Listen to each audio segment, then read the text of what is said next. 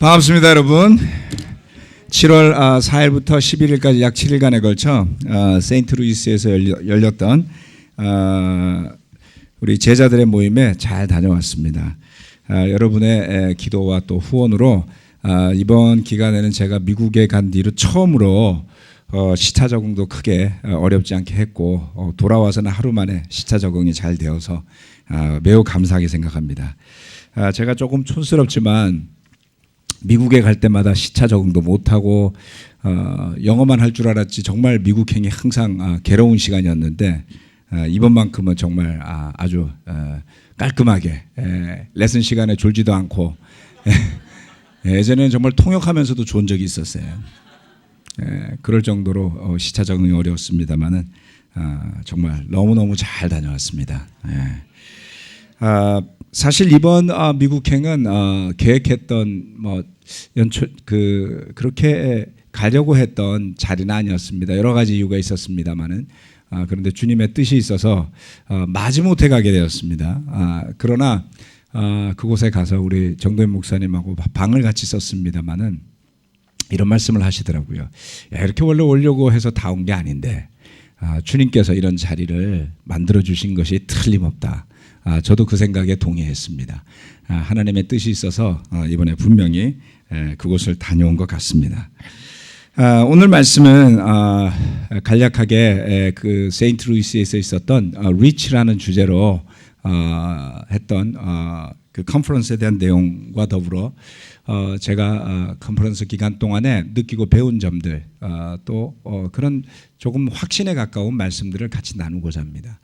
그곳에 여러 가지 훌륭한 설교들이 많았는데 제가 그 설교들을 나누기는 조금 어렵겠다 싶었어요. 왜냐하면 대부분의 설교들이 그 설교를 전한 목회자의 삶과 아주 밀접한 연관이 있는 내용들이었습니다. 그렇기 때문에 오히려 관심이 있으신 분들이 있다면은 우리 전 세계 그리스도의 교회 웹사이트인 Disciples Today에 들어가셔서 DTV라는 것을 클릭하시면 10불을 내시면 만원 정도, 9.9불이니까 한 만원쯤 될 겁니다. 만원 정도를 내시면 1년간에 걸쳐서 지난 3년간에 있었던 컨퍼런스의 설교를 그대로 다 들으실 수가 있습니다. 물론 통역은 제공되지 않습니다. 영어 공부를 위해서라도 한번 투자할 만한 금액이 아닐까 싶습니다. 저는 비록 설교는 듣고 왔지만 등록을 해서 다시 한 번 더 들어보고 배우려고 하고 있습니다. 자, 아니면 영어 잘하는 형제나 자매를 옆에 붙들어 앉혀놓고 통역하면서 좀 들으셔도 좋을 것 같습니다. 이번 컨퍼런스에서는 다양한 분들이 주제 설교와 강의를 진행해 주었는데요. 모두 다 그동안 우리 교회들이 어떠한 변화와 성장을 이루어 왔는지를 분명하게 보여주는 아주 좋은 표본과도 같은 그러한 것이었습니다. 한 분 빠짐없이 모두 자신의 삶을 통해 설교를 해준 덕분에 참 많은 감명도 받았고 또 격려와 자극도 많이 받았습니다. 컨퍼런스에 참가한 이제 한국에서 간 목회자들 모두가 같이 회의를 하면서 배운 점들을 나누는 자리에서 들어보니 저뿐만 아니라 모두가 아주 깊이 있게 느끼고 배운 바가 많았습니다. 지난 한 10여 년 사이에 우리 전 세계에 흩어져 있는 교회들이 약 200여 개의 교회가 더 세워져서 약 400여 개의 교회에서 600여 개의 교회로 성장한 모습을 보고 느끼는 것은 매우 가슴 벅찬 일이었습니다. 한동안 교회들마다 그 나름의 자리매김을 하느라 분주하기도 했고 또 어려움을 겪는 교회들도 많았었는데 이번 세인트루이스에서 만난 대부분의 목회자들은 그러한 과거에서 완전히 벗어나서 미래를 향해 가느라 매우 분주한 모습, 격려되는 모습들이었습니다. 지난 시간 동안 겪었던 일들이 시련 또는 고난이라면 그러한 고난과 시련이 믿음을 통해서 그것을 믿음으로 받아들인 사람들에게 있어서는 큰 격려와 힘이 되었던 것을 보게 된 것입니다. 자, 같이 몇몇 장면들을 보겠습니다. 이곳은 세인트루이스, 우리 야구 좋아하시는 분들은 아마 저보다 먼저 알고 계셨을 것 같아요. 저는 야구를 별로 좋아하지는 않아서 좋아하지 않는 게 아니라 관심이 좀 적어서 몰랐는데 그 세인트루이스에 있는 카디널스라는 야구팀의 오승환 선수가 마무리 투수로 공을 던지고 있습니다. 그래서 졸지에 미국의 어느 저기 시골에 있는 소도시에 그 소도시를 대부분의 야구 좋아하시는 분들이 다들 알고 있었습니다. 그곳에는 인구 35만의 조그만 소도시죠. 우리나라의 인구 35만이면은 어디쯤 될까요? 뭐 청주나 뭐 충주나 뭐 그런 도시쯤 될 겁니다. 그런데 거기엔 실내 풋볼 스테디움이 있었어요. 야구장도 있고 그 미국 사람들이 아주 보니까 운동을 좋아해요. 그래서 이 풋볼 스테디움이 실내 그 스테디움인데 거기를 빌려서 지금 뒤에 보시는 것처럼 17,000명의 사람들이 모여서 함께 예배를 드렸고, 이처럼 작은 방에서 있었던 클래스였습니다만은 자녀 양육에 대한 클래스였습니다. 그래서 다양한 클래스가 진행이 되었습니다. 그래서 전 세계로부터 약 17,000여 명이 모인 컨퍼런스였고요. 그리고 특이했던 점은 캠퍼스 미니스트리의 대학생들만 약 3,000여 명이 참가를 했었습니다. 미국 전역에서 많은 대학생들이 모였을 때 그 수가 약 3,000여 명이 이르는 것을 보고 큰 감명을 받았습니다. 뿐만 아니라 틴, 싱글, 결혼부, 뭐 ILC, 전 세계 교회 리더들의 그 회의입니다만은 그러한 클래스가 한꺼번에 다 동시에 열렸습니다.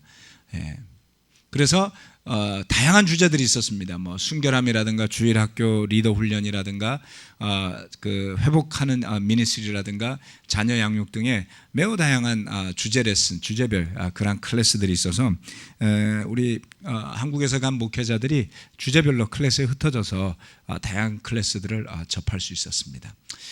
리치 2016이라는 이번 컨퍼런스 기간에는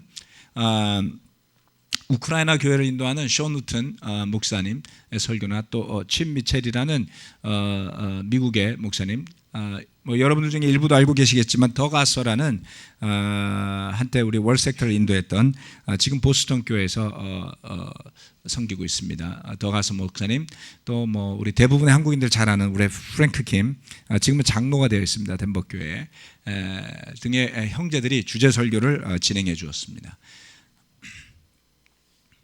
이렇게 그 풋볼 스테디움 앞쪽에 광장입니다만은 지금 저 광장에 사람들이 막 모여 있잖아요, 그렇죠? 이 인구가 적은 소도시여서 그런지 낮에 길거리에 사람들이 거의 없습니다. 다녀보면 대부분 이제 자동차로 도어 투 도어로 이렇게 다니다 보니까, 그리고 치안이 좋지 않았어요, 이 도시가. 작년에 총기 사고로 사망한 사람이 가장 많은 도시 중에 하나가 세인트루이스였습니다. 그래서 컨퍼런스 기간 내내 자매들이 혼자 기도한다고 길거리를 돌아다니거나 하지 말라고 광고를 꾸준히 해주더라고요. 그런데 컨퍼런스를 하는 자리에는 정말 사람이 얼마나 많은지 바글바글.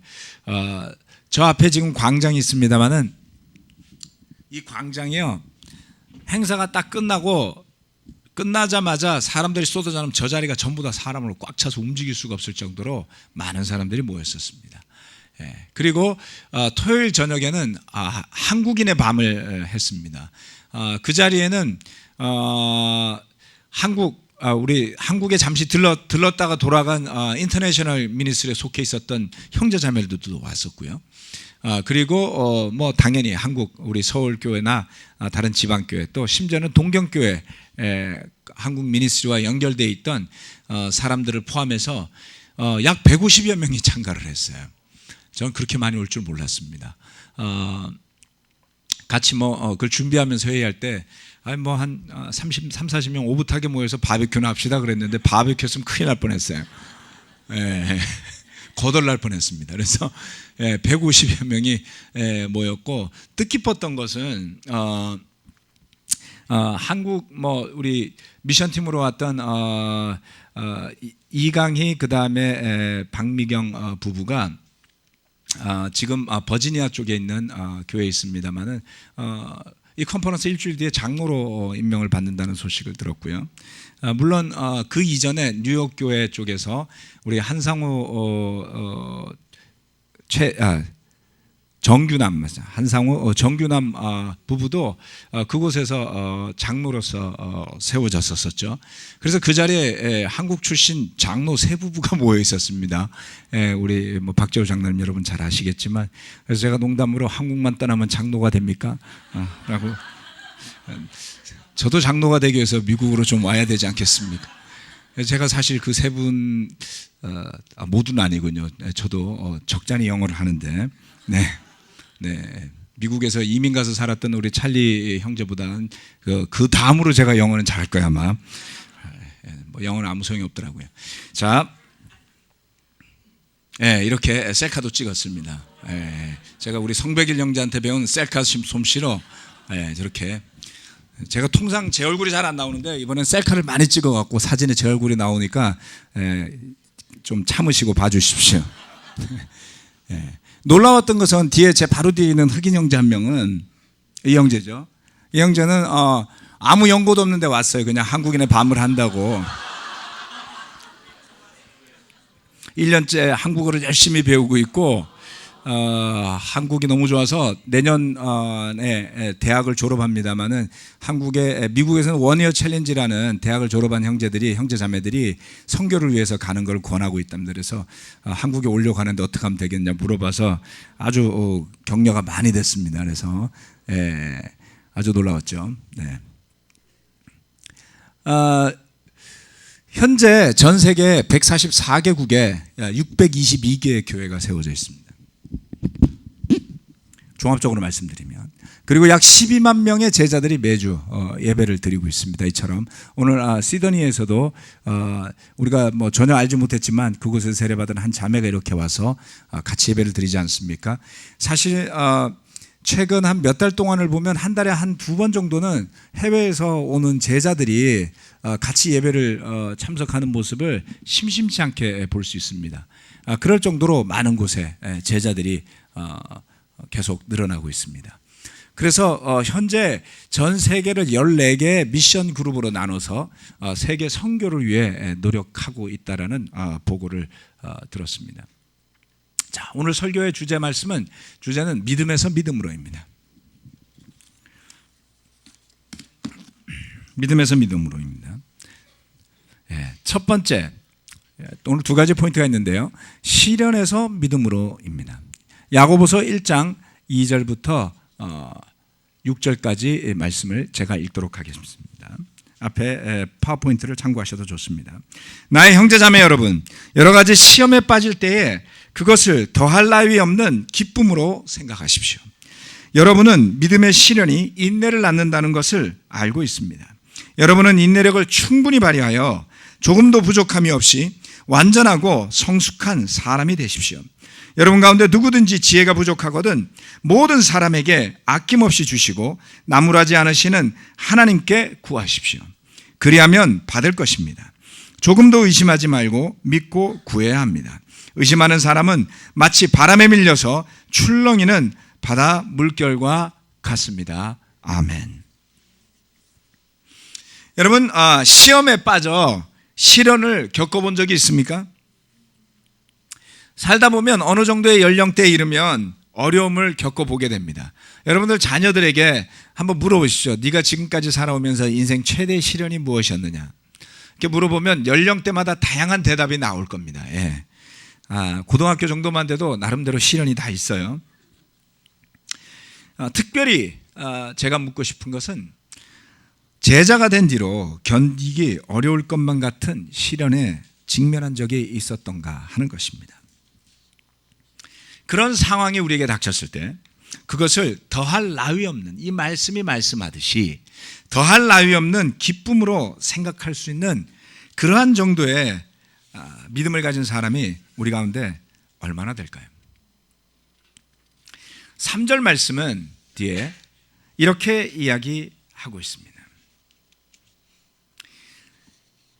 이 편지를 읽는 형제 자매들이 이미 시련을 통해 인내를 얻는 경험을 했었음을 언급하고 있습니다. 여러분은 믿음의 시련이 인내를 낳는다는 것을 알고 있습니다. 즉 이 야고보가 이 편지를 썼을 때 그 교회 형제자매들, 예루살렘 교회였을 겁니다. 그 교회 형제자매들은 이미 시련을 겪고 인내를 해봤던 적이 있었던 것입니다. 그런데 이제 그들은 그렇게 해서 얻게 된 인내력을 충분히 발휘해야만 하는, 말하자면 보다 더 어려운 상황에 직면하게 된 것 같습니다. 지혜를 발휘해서 온전하게 복음의 토대 위에 서 있을 수 있도록 해서 의심에 흔들리지 말아야 하는 그러한 상황에 직면했다라는 것을 이 말씀을 잘 읽어보면 알 수가 있습니다. 이처럼 제자로 살아가며 열심히 좋은 뜻으로 시작을 하지만 한두 번 정도는 인내를 가지고 어려운 상황을 견뎌보지만 그것과는 비교도 되지 않는 큰 시련에 직면할 때가 다가오기도 하는 것입니다. 이곳에 가서 아주 오랜만에 만난 몇몇 과거에 친했던 목회자들을 보게 되었습니다. 그 몇몇 부부들은 다음과 같은 부부들입니다. 체스터와 시리킷이라고 하는 필리핀 마닐라에서 슈퍼리전을 인도했던 인도자였습니다. 뒤에 보이는 사진에 보시면 작년인가요? 재작년인가요? 우리 서울교회 왔던 히로미 자매도 이곳에서 만났습니다. 남편이 미치타카 형제였습니다. 예전에 우리 한일 주불리 할 때 일본을 대신해서 자신의 믿음과 양심으로 사과해줬던 인도자였죠. 지금은 광저우에 있는 교회에서 한 그룹을 인도하고 있습니다. 중국어로 설교를 한다고 해서 제가 충격을 받았어요. 이 형제가 일본말 외에는 잘할 줄 아는 외국어가 거의 없었습니다. 그런데 그 형제는 바빠서 못 왔고 히로미 자매는 광저우 교회 대학생들 몇 명을 데리고 이곳에까지 와서 밝은 모습으로 봐서 아주 기뻤습니다. 그 다음에 옆에 보이는 형제가 체스터라는 형제고요. 부인인 시리키 자매입니다. 그 필리핀 교회가 아시아에서 가장 큰 교회 중에 한 교회였죠. 지금도 필리핀에는 약 4천여 명 가까운 제자들이 있습니다. 2003년도에 여러 가지 어려움이 교회에 닥치면서 모든 선교 후원이 끊어지면서 미국에 돌아갔어야만 했었습니다. 이 형제는 젊어서 나사에서 취직을 해서 일했었던 적이 있었습니다. 그럴 정도로 아주 뛰어난 인재였지만 10여 년 넘게 선교팀으로 와서 마닐라에서 선교사로 일한 뒤에 미국으로 돌아갈 때는 더 이상 직업을 구할 수가 없었습니다. 이 형제 이 부부의 이야기를 들어보면 마닐라 교회가 굉장히 빠르게 성장했기 때문에 수많은 사람들이 그곳에 세례를 받았습니다. 그래서 약 10여 년간에 걸쳐서 단 하루도 쉬지 않고 일을 했을 정도로 정신없이 살았던 시간이었다라고 말했습니다. 그렇게 돌아가면서 일을 찾을 수 없어서 부동산, 친구의 권유로 부동산에서 일을 하기도 하고 레스토랑에서 일을 하기도 하면서 또 다른 10여 년을 미국에서 보냈습니다. 비록 그는 더 이상 전임 목회자는 아니었지만 가는 곳곳마다 그곳 교회를 위해 섬기는 수고를 마다하지 않았습니다. 마닐라에 있을 때부터 아주 저하고 친했었고 그리고 미국으로 돌아간 뒤에도 어떻게 연락이 닿아서 제가 미국에 갈 때마다 회의를 가면 전임 목회자가 아닌데도 불구하고 이런 회의 장소에 끊임없이 자비를 들여서 참가를 해서 매번 만나서 교제를 했었습니다. 그렇지만 가는 곳곳마다 있는 교회에서 최선을 다해서 섬기고 그리고 어려움 속에서도 항상 긍정적이고 밝은 모습으로 제자로 살아줘서 참 고마웠었습니다. 그런데 한 1년 반 전에 그의 그런 수고와 헌신을 잘 알고 있었던 덴버 교회 존 러스크 목사님, 이분도 아마 여러분들 아실 겁니다. 한때 서울교회에서 한 달 동안 와 계시기도 했었죠.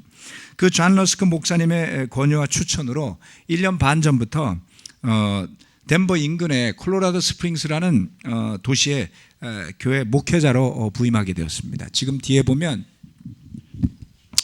지도에 이렇게 이게 미국 지도거든요. 잘 안 보이시겠네요. 여기 덴버가 이쯤에 있습니다. 예, 콜로라도 스프링스도 그 덴버 바로 밑에 있는 도시입니다만은 그곳 교회에서 목회를 다시 시작하게 되었습니다. 또한 또 다른 한 부분은 이 부분도 잘 알고 계시는 부분도 있을 겁니다. 켄하고 리나 차오 부부입니다. 서울교회에서 설교도 여러 번 했었죠. 예, 마지막으로 설교했던 게 다니엘에 대한 설교를 했었습니다.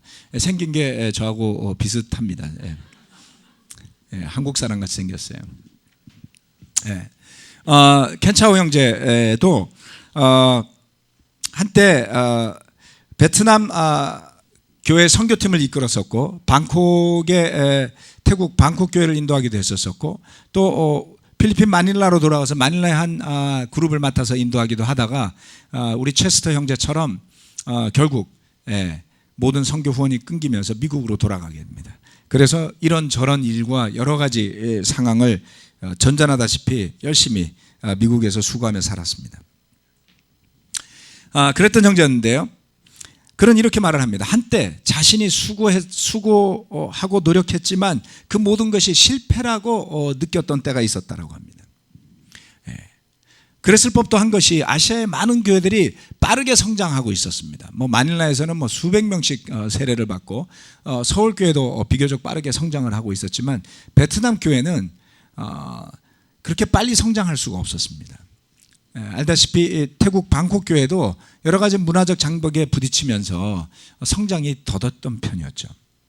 그랬기 때문에 그런 선교사로서 자신이 실패했다라는 느낌을 느꼈던 때가 있었다고 합니다. 그러나 지금은 전혀 그렇게 생각하지 않는다고 합니다.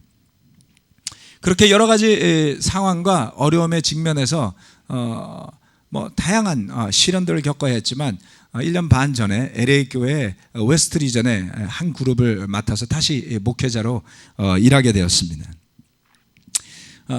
지금은 오히려 그 모든 순간마다 하나님의 손길이 함께하면서 했던 수고들이 하나도 헛되지 않았다는 것을 오히려 재확인하고 있다라는 이야기를 나누어 줬습니다.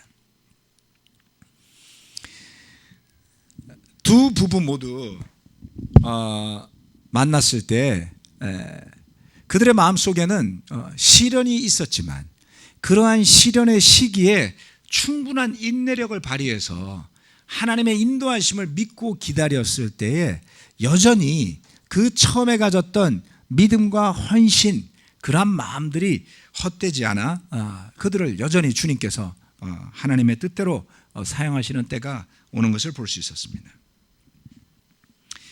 어떤 사람들은 안타깝게도 이 시련의 시기에 인내할 수 없었습니다. 그들이 누가 되었든 저는 그들을 비난하고자 함이 아닙니다. 언젠가 하나님께서 그들을 다시 우리 교회의 교제로 회복시켜 주실 때가 오기를 간절히 바라고 기도할 따름인 것입니다. 이번 컨퍼런스 기간 동안에 여러분들 중에도 알고 계시는 분들이 있을 거예요. 그 필리핀 교회를 인도했던 프레스턴 형제가 우리 교회를 떠났었어요. 그랬다고 어디 지나갔는데 보니까 옆모습이 영 프레스턴 같아 보였어요. 왔어요. 네. 이번 컨퍼런스에 조용히 참가를 했고 우리 켄차오 형제도 굉장히 그와 친했습니다. 그래서 기쁘게 만나서 다시 우리 교회로 돌아오기를 돕고 있는 모습을 볼 수 있었습니다. 시련의 시기를 훌륭하게 이겨낸 많은 사람들이 얼마나 큰 격려로 우리와 함께하는지를 본다면 그러한 것이 큰 증거가 된다는 것을 말씀드리고 싶습니다.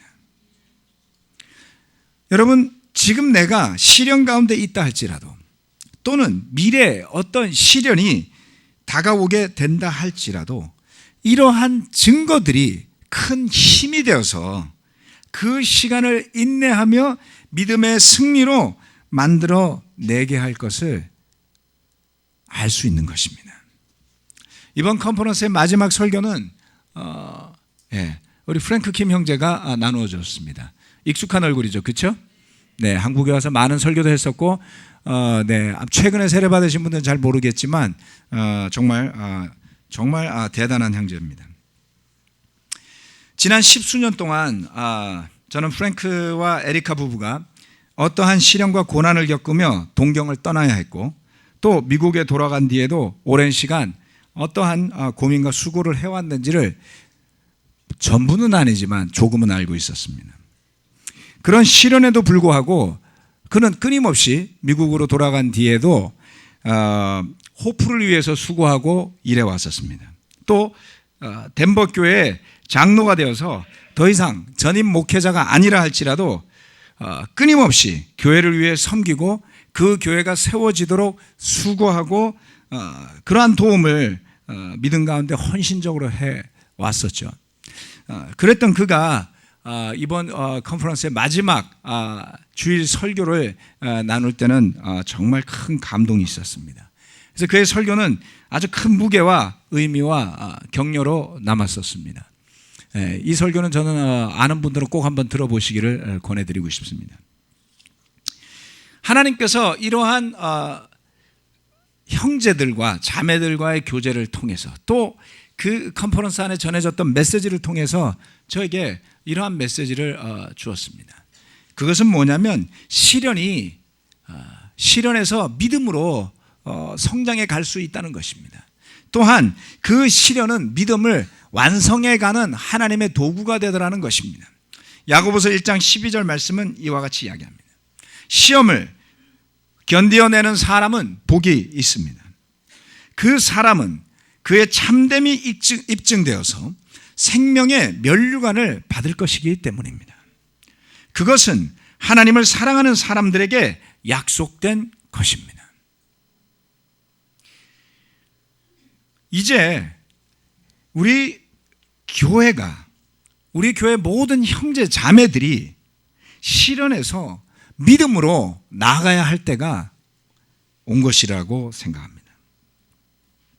아마 우리 가운데는 그동안 주변에서 누구도 알아주지 않는다 할지라도 그 예수님과의 약속을 기억하며 묵묵히 예배에 참석하거나 성경을 묵상하며 수고해온 사람들이 있을 겁니다.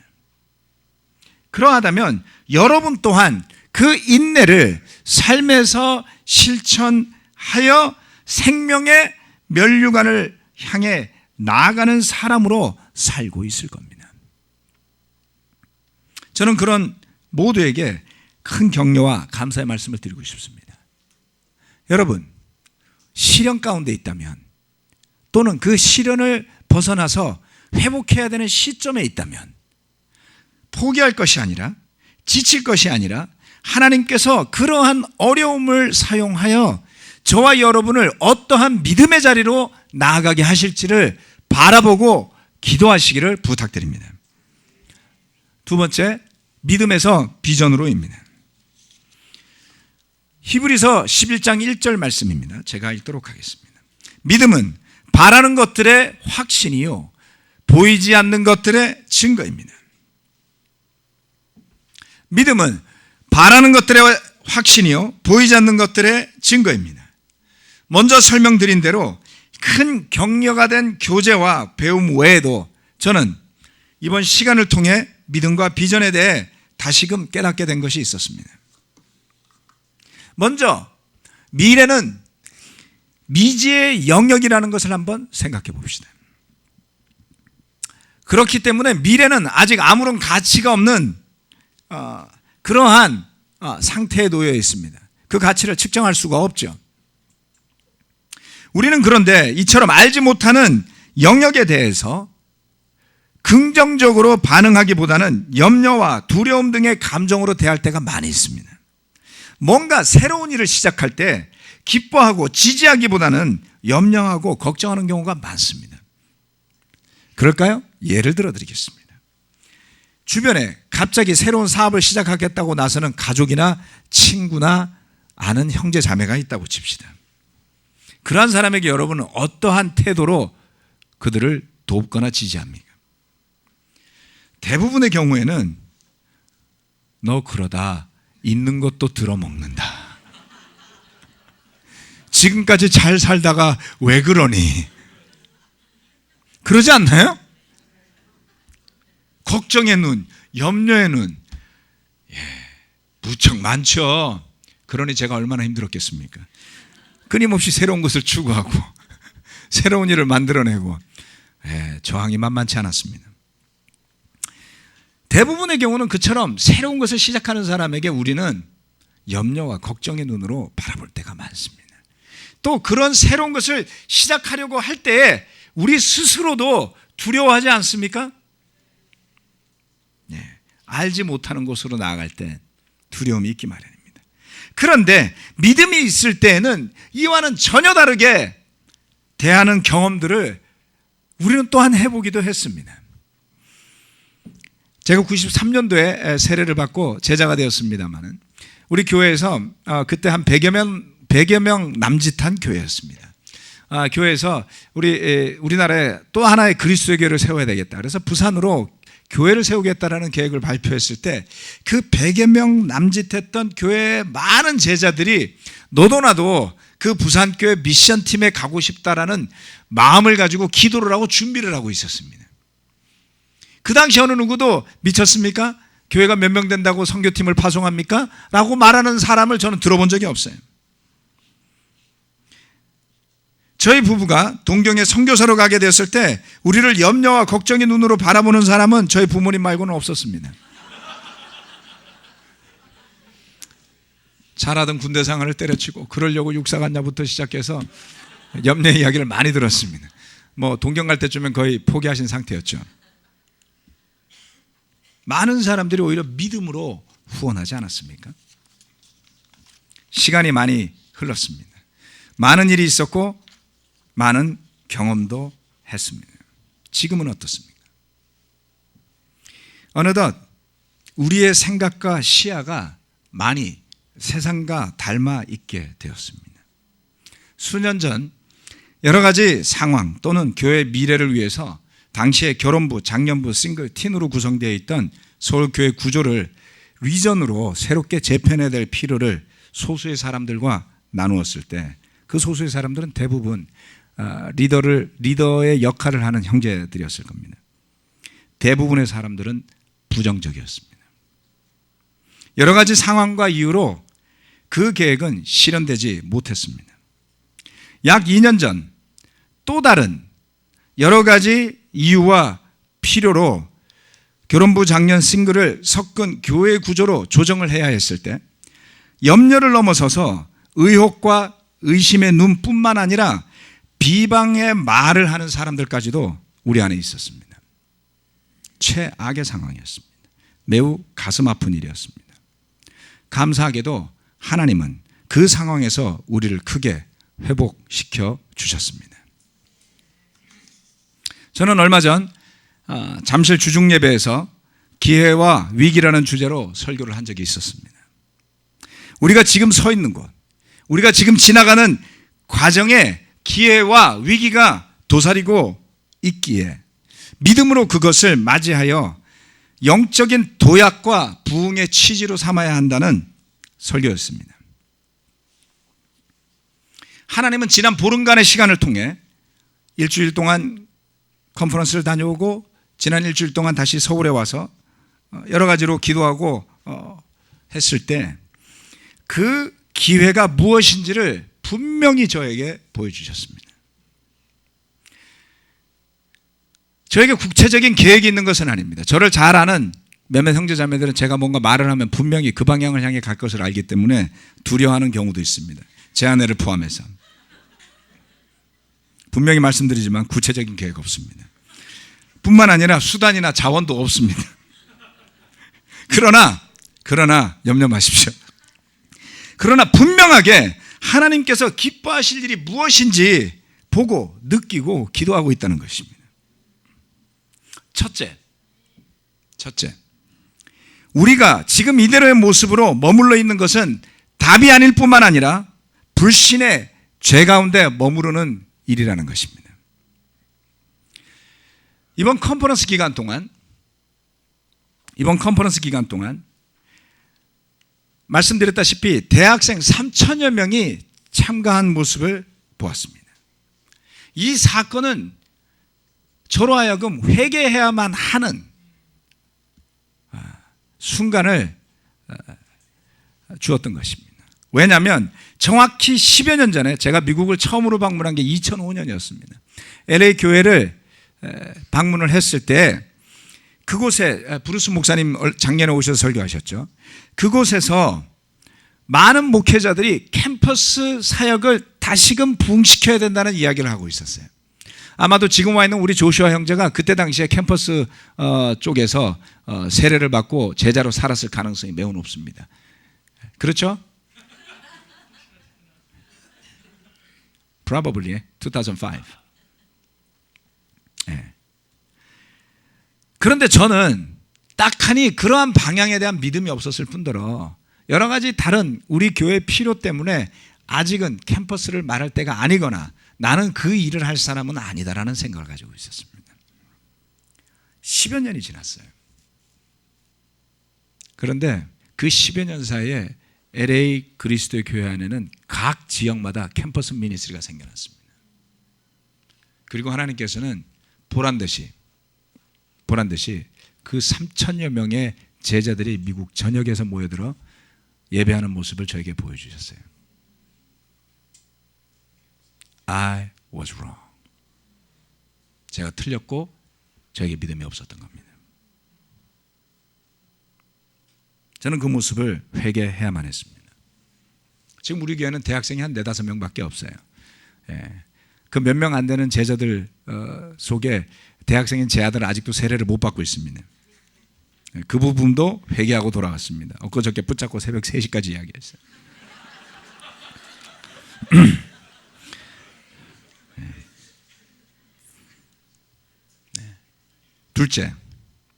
둘째는 이런 것입니다.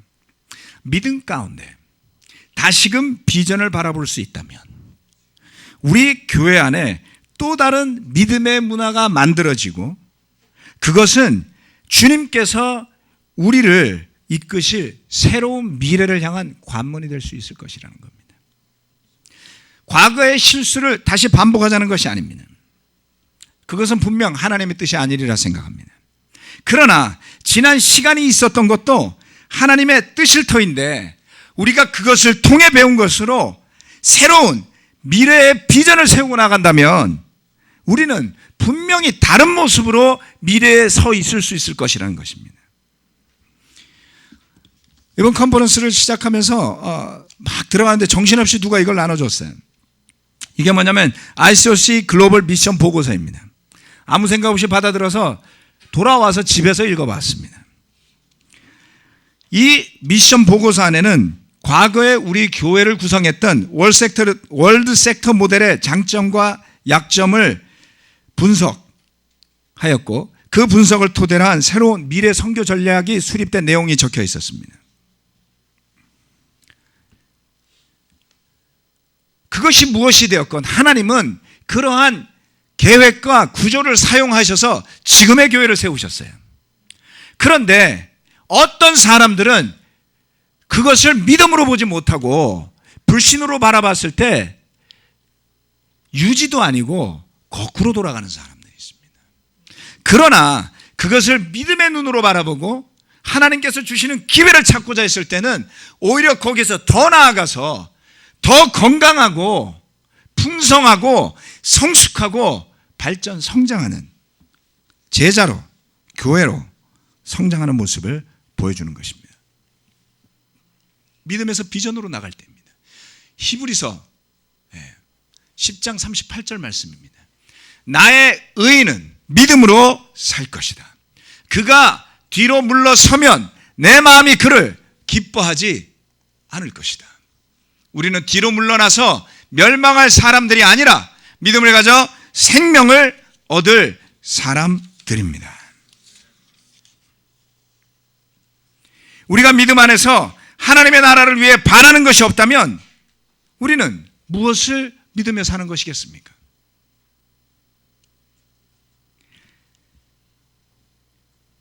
우리가 믿음 안에서 비록 보이지 않는다 할지라도 미래를 향한 증거를 가지고 살지 않는다면 우리의 삶이 어디를 향해 가는 것이겠습니까? 우리 교회는 작년에 올림픽 공원홀에서 약 800여 명이 함께 모여 26주년 기념 예배를 드렸습니다. 그 예배도 참 감동이었고 큰 격려가 되는 자리였습니다. 거기서 더 나아가서 이번에 보고 온 17,000명의 예배는 또 다른 비전을 보게 하는 자리였습니다. 숫자가 중요하다는 뜻이 아닙니다.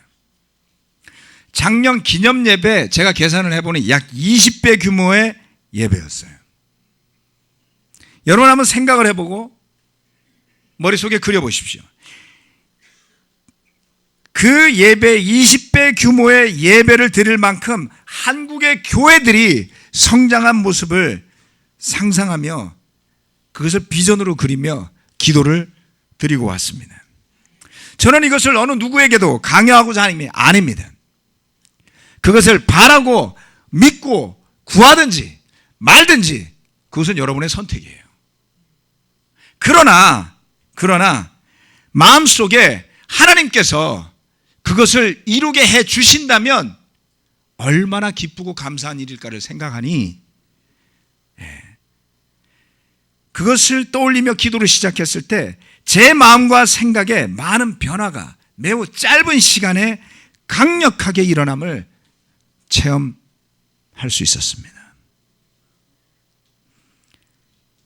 믿음이 무엇이라고 했습니까? 바람이 있어서 그 바람이 현실로 나타나는 것을 성경은 믿음이라고 그랬어요. 강렬한 열망이 저와 여러분 안에 있어서 그러한 열망과 바람이 믿음과 결합하게 될 때에 놀라운 변화가 시작된다는 것입니다. 팀도, 캠퍼스도, 싱글도, 결혼부도, 장년부도, 주일학교도, 또 대한민국을 향한 미션도 그 어느 하나도 결코 포기할 수 없는 너무나 소중한 그리스도의 몸이 아닙니까? 틴을 살려야 됩니다 라고 부르짖으면 주일학교는 어떻게 하시려고요? 누가 저한테 와서 그렇게 물어봤어요. 이 주일학교 선생님들 제발 좀 제대로 오게 해주세요. 저는 광고할 따름입니다. 강요할 권한도 힘도 능력도 없습니다. 그렇게 이야기를 했더니 매우 실망하더라고요. 목사님이 확신을 가져야 되는 거 아닙니까? 목사가 확신을 가지면 교회가 싫어합니다.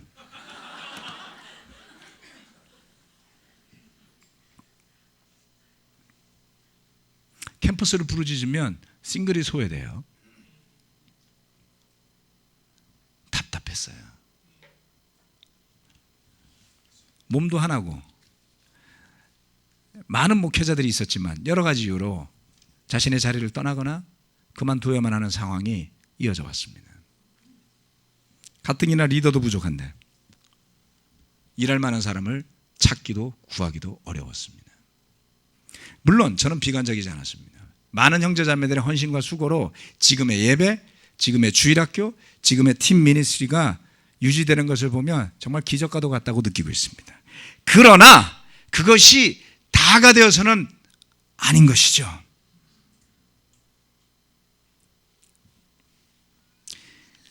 믿음은 우리가